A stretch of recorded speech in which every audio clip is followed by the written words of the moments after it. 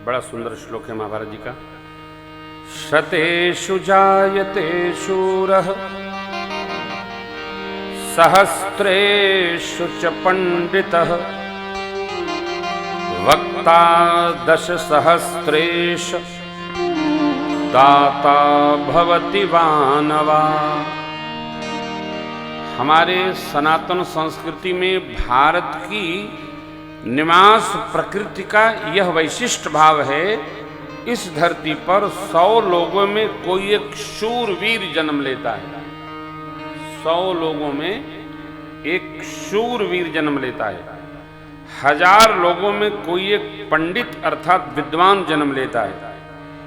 10,000 लोगों में पांडित्य के साथ दिव्य वाणी में भगवत चर्चा सबको शीतलता प्रदान करे, इस वाणी का कोई वक्ता जन्म लेता है। और करोड़ लोगों में कोई बिरला ही दान करने वाला जीव जन्म लेता है। बड़ा कठिन है। आप किससे कह भर दो, थोड़ा कुछ दान वान करिए ना। हमने एक नया सिद्धांत बनाया है। कई लोग ऐसे हैं जिनका केवल लेना बैंक में खाता है, देना बैंक में खाता ही नहीं। और यह जान करके भाई जो देंगे वही हमको प्राप्त होना है। किसको दें? जिसको नहीं देना होता है वो पहले पूछता है, महाराज जी किसको दें? अरे किसी को ना दो, प्रेम भूषण जी को दो, दूसरे को क्यों देना? आप क्या करेंगे? अब तो आपको जगह नहीं पता, हमको जगह पता है कि कहां कहां देना है। नहीं देने वाला पूछता है, महाराज किसको दें? अरे कहीं गौशाला है, गौशाले में दे आओ। विद्यालय में विद्यार्थी पढ़ते हैं, विद्यालय को दे आओ। अस्पताल में पर्ची बना करके लोग घूम रहे हैं कि हमारे पास पैसा नहीं है, दवाई लेना है, अस्पताल को दे आओ, वहां वहां दीजिए।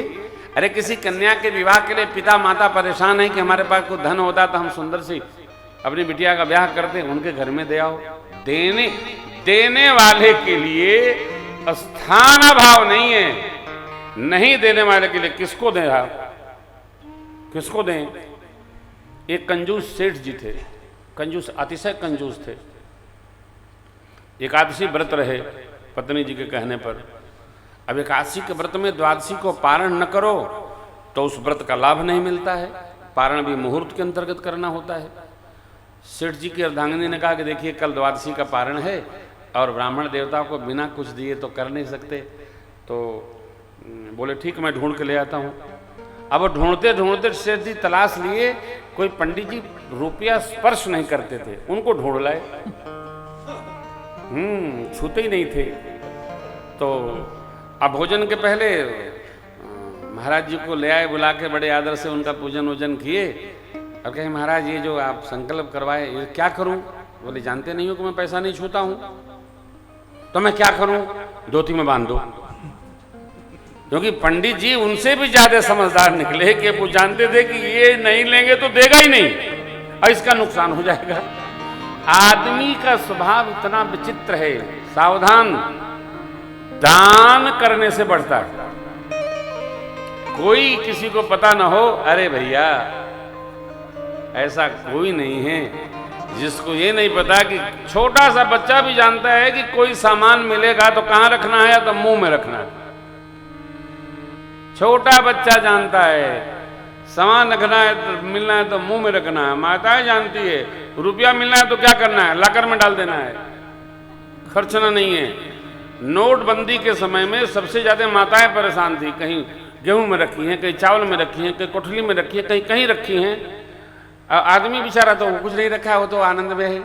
लेकिन माता लोग मर्यादा निर्वाह करने के लिए सब जगह फैला के रखी हैं। जिसके घर में कुछ नहीं, हमारे मित्र हैं गांव में रहते हैं, उनकी माता जी के पास 14,000 रुपया निकले। वो एकदम पढ़ी लिखी नहीं है माता जी, गांव में ठेठ रहती हैं। वो भी गई, कोठली में रखी थी, भूसा में रखी थी, कहाँ कहाँ रखी थी, छिपा छिपा रखी थी। होली दिवाली के उत्सव में बेटी बहन कोई आएगी उसको देने के काम आएगा। ये हमारा संस्कार है। देने वाले को कोई समझाने की आवश्यकता नहीं है। करोड़ों में एक दातार पैदा होता है। अस्तु, हमको देने का अभ्यास करना चाहिए। जीवन में पुण्य करना चाहिए, प्रणाम मात्र से पुण्य होता है। व्यवहार जीवन में कर्म हमारे ऐसे हों कि हमारे मन में अशुद्धता आवे नहीं, हमारा मन शुद्ध बना रहे। शुद्ध मन ही हमको जन्म जन्मांतर साथ में रहता है। मन का निवास प्राण में है, क्योंकि जब प्राण निकल जाता है तो मन भी साथ में निकल जाता है। अस्तु प्राण वायु का नित्य पान करते हुए इसको पुष्ट करना चाहिए, शुद्ध चिंतन करना चाहिए, मनोरथ को संभाल कर रखना चाहिए, अन्यथा चिंतन भी नहीं करना चाहिए, कर्म कभी बिगाड़ना नहीं चाहिए, असन कभी उत्पात का नहीं करना चाहिए। असन और व्यसन जिसका व्यवस्थित रहा उस मनुष्य का जीवन सर्वकाल पुण्यकामी रहेगा, वो पुण्यशाली रहेगा। हम आप अवस्था के अनुसार यदि घर के मुखिया हैं तो मुखिया को मुखिया की भांति कैसे रहना, परमात्मा ने जैसा कहा, मुखिया मुख सोचा खान पान कहूँ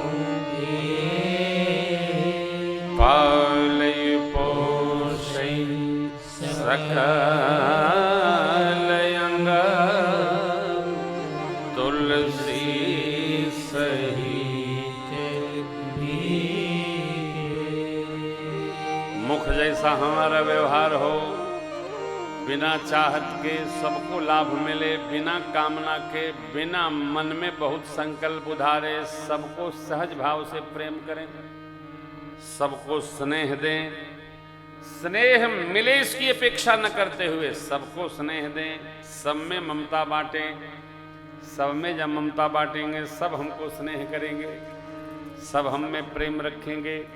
यह प्रेम हमारा और दृढ़ता को प्राप्त हो, भगवान से हमारी प्रार्थना है।